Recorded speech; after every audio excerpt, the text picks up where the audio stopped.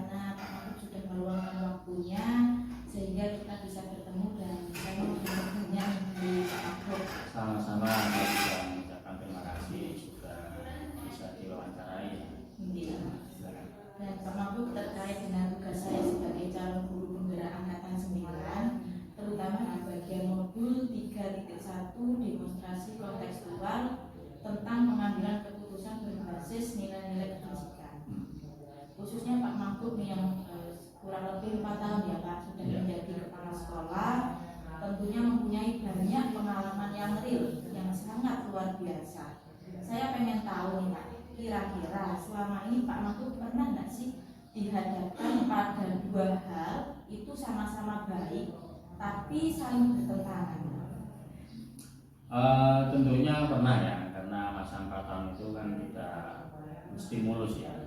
Ketika saya menghadapi satu hal yang sama-sama baik, tentunya harus ditelaah mana yang menjadi skala prioritas, kemudian mana yang dampaknya menyangkut dengan banyak orang, skupnya apakah sudah bisa menyentuh wali murid dan guru, apakah itu bisa diprioritaskan atau tidak. Nah itu harus perlu kita timbang. Ketika itu sudah menyangkut banyak orang skupnya, terus kemudian dan itu menjadi satu prioritas, ya itu yang kita ambil. Jadi meskipun sama-sama baik itu belum tentu, tidak bisa diambil dua-duanya, tidak bisa, harus diambil skala prioritas. Misalkan contoh spesifiknya bagaimana Pak? Contoh spesifik misalkan kita ada undangan dari dinas nih, ada undangan dari dinas yang mana kita kan di bawah naungan dinas pendidikan. Di satu sisi kita ada acara rutin kegiatan di sekolah. Nah, mana yang harus kita dahulukan? Ya tentunya misalkan dinas kita bisa mengirimkan perwakilan, sedangkan acara rutin itu memang urgent, ada pertemuan dengan wali murid, terus kemudian dengan masyarakat sekitar. Nah itu yang kita utamakan, ya kita bagi-bagi. Jadi saya pribadi itu mengutamakan yang menyentuh masyarakat banyak, sedangkan dinas kita bisa mengirimkan delegasi. Saya kira itu. Pasti banyak nih ya Pak ya hal-hal yang sudah terjadi selama ini. Ya. Lalu kira-kira bagaimana cara Bapak membedakan antara mana yang dilema etika atau rujukan moral? Gini, kita harus mengetahui dulu apa itu etika dan apa itu moral. Moral adalah satu nilai kebaikan, nilai kebenaran yang ada di masyarakat. Sedangkan etika adalah menyangkut diri kita, penerapan diri kita atas moral tersebut. Nah itu namanya etika. Ketika itu tidak bersesuaian, maka kita harus mengoreksi diri. Bisa jadi etika yang kita lakukan pada lingkungan sekitar itu etika yang kita bawa pada lingkungan sebelumnya. Nah itu yang harus kita sesuaikan, karena kita hidup di lingkungan yang ada di sini, maka kita harus menyesuaikan moral yang ada di lingkungan tersebut. Jadi etika kita harus menyesuaikan pada lingkungan yang kita tempati. Satu contoh, moral yang ada di Indonesia dengan moral yang ada di Malaysia itu jauh berbeda, meskipun satu rumpun suku ya. Nah kita tidak bisa memaksakan etika kita yang di Indonesia ini, kita paksakan ketika kita hadir di Malaysia, kita paksakan etika kita, moral yang kita bawa dari Indonesia ini, kita harus menyesuaikan dengan moral, nilai-nilai moral yang ada di Malaysia. Saya kira itu. Jadi harus disesuaikan dengan lingkungan. Iya. Setelah itu misalkan ada sebuah permasalahan, bagaimana sih cara Bapak mengambil keputusan atau siapa saja yang biasanya Bapak libatkan dalam pengambilan keputusan tersebut? Bapak sendiri atau bisa mengajak Bapak Ibu guru yang lain untuk musyawarah seperti itu? Baik, dalam struktur sekolah itu kan kita ada waka kurikulum, terus kemudian ada waka kesiswaan, ada waka humas, ada waka sarpras. Tentunya kita meminta pendapat dari keempat waka tersebut, termasuk juga KTU ya. Nah, kita meminta, terus kemudian kita telaah apakah kurikulum mereka masing-masing punya sudut pandang. Terus kemudian kita pertimbangkan berdasarkan yang saya sampaikan tadi, skala prioritas dan nilai yang bisa disentuh oleh keputusan yang akan kita ambil. Kalau sekiranya bisa menyentuh dalam segala lini, wali murid, guru, nah itu yang kita ambil. Berarti harus tetap ada kolaborasi. Iya, tidak bisa kita mengambil langsung keputusan kecuali dalam hal-hal yang mendesak urgent ya. Tidak mungkin kita mengadakan waktu untuk diskusi misalnya. Nah itu harus kita putuskan saat. Pasti ada tantangan nih Pak ya sebelum mengambil suatu keputusan itu tepat menurut Bapak dan Bapak Ibu guru yang lain. Ini kira-kira tantangannya seperti apa? Tantangannya terkadang kita dalam mengambil keputusan ya, itu kan masing-masing orang punya sudut pandang.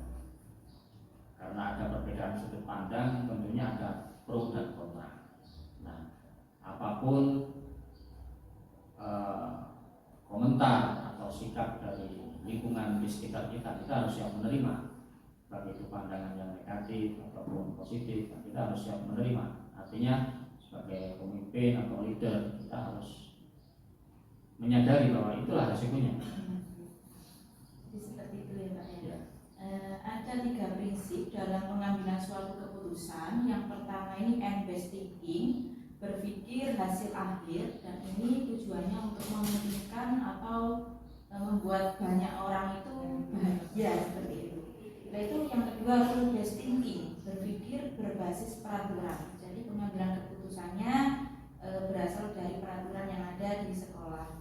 Sedangkan yang ketiga care-based thinking atau berpikir berbasis rasa peduli. Jadi Pak Mahfud mengambil suatu keputusan karena perasaan dia rasa kasihan dengan anak tersebut. Itu menurut Pak Mahfud dari ketiga prinsip ini mana yang biasanya Pak Mahfud gunakan dan itu paling efektif menurut Pak Mahfud? Baik, dasar negara Indonesia adalah Pancasila. Sila pertama adalah ketuhanan yang Maha Esa. Artinya dasar agama yang menjadi prioritas nomor 1. Di dalam agama itu mengajarkan zakat. Zakat itu adalah satu sedekah yang sifatnya wajib. Kalau kita telusuri lebih dalam lagi, sedekah itu adalah rasa peduli terhadap lingkungan sekitar kita. Yang sering saya gunakan dan itu menjadi refleks diri saya ya. Yang terakhir yaitu berdasarkan rasa peduli. Ketika kita peduli, itu sudah menjadi otomatis menjadi N yang pertama itu apa tadi? End-based thinking. Itu sudah otomatis. Ketika kita peduli itu sudah otomatis end-based thinking. Tapi kalau kita mengambil suatu keputusan berdasarkan rule, berdasarkan aturan, terkadang keputusan itu tidak bisa memenuhi rasa keadilan kita. Karena kita memaksakan aturan yang ada, tetapi tidak bisa menyentuh nilai-nilai yang ada di lingkungan kita.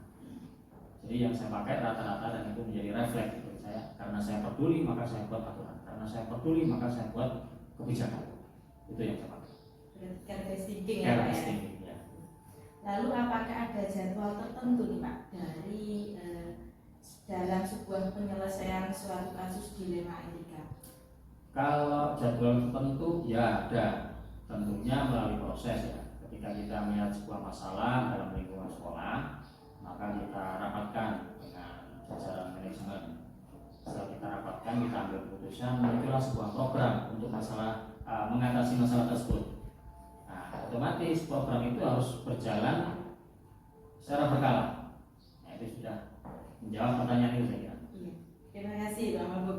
Mungkin ada faktor-faktor lain nih Pak selain Bapak Ibu guru yang selama ini mempermudah atau membantu Pak Mahfud dalam mengambil suatu keputusan. Mempermudah dalam mengambil suatu keputusan. Jadi masing-masing pribadi atau individu itu dibekali dengan latar belakang yang berbeda dalam mengambil keputusan. Peran yang paling besar yang saya rasakan sampai dengan saat ini adalah lingkungan keluarga ya. Baik dari almarhum ayah anda saya, kemudian ibu, itu mengajarkan nilai-nilai moral dan nilai-nilai agama yang basic itu yang menjadi poin utama.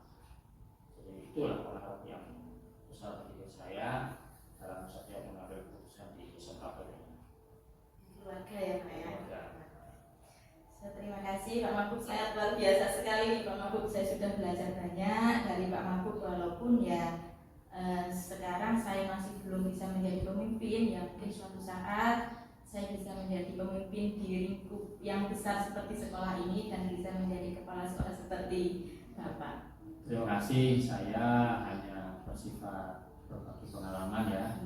Dan ini nilai-nilai yang perlu ditularkan memang ya. Kalau berhenti di seseorang saja maka nilai-nilai kebahagiaan itu tidak bisa mengalir.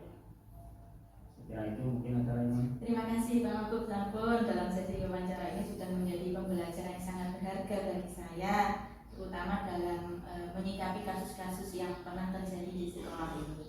Terima kasih banyak Pak atas waktunya, mudah-mudahan menjadi masukan untuk saya juga ke depannya. Terima kasih. Wassalamualaikum warahmatullahi wabarakatuh. Waalaikumsalam warahmatullahi wabarakatuh.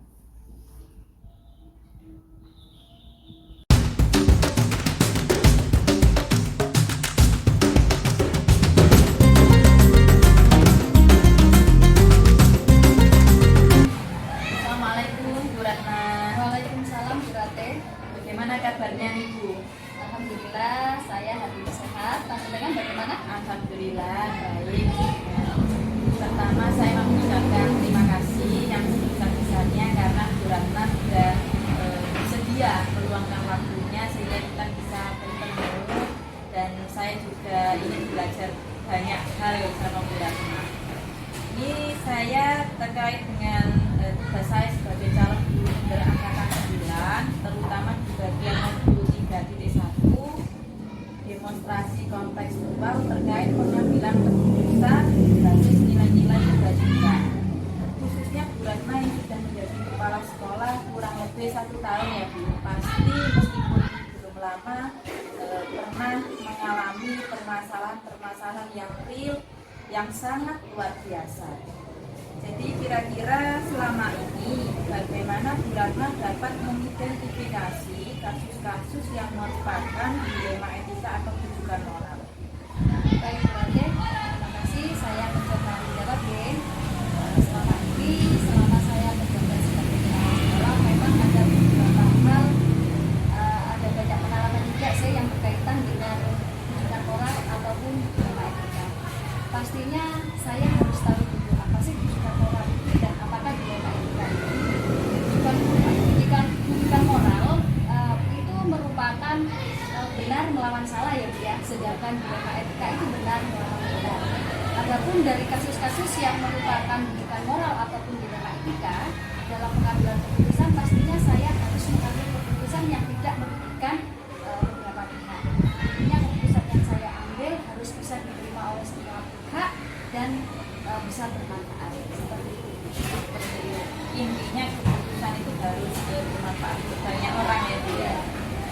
Pertanyaan selanjutnya, selama ini Bu, bagaimana Ibu menjalankan pengambilan keputusan di sekolah itu, terutama untuk kasus-kasus di mana ada dua kepentingan yang sama-sama benar atau sama-sama mengandung nilai kebajikan?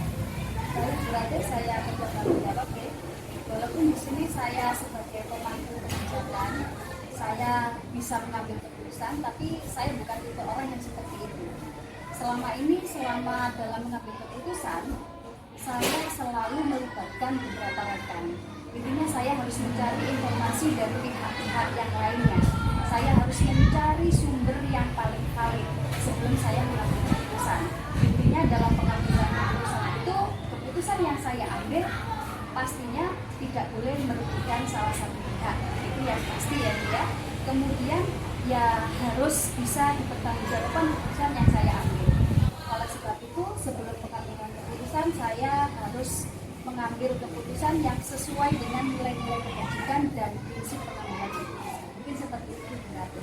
Jadi seperti itu ya Bu ya. Memang harus ada kolaborasi memang dengan Bapak Ibu agar keputusan tersebut bisa valid ya Bu ya.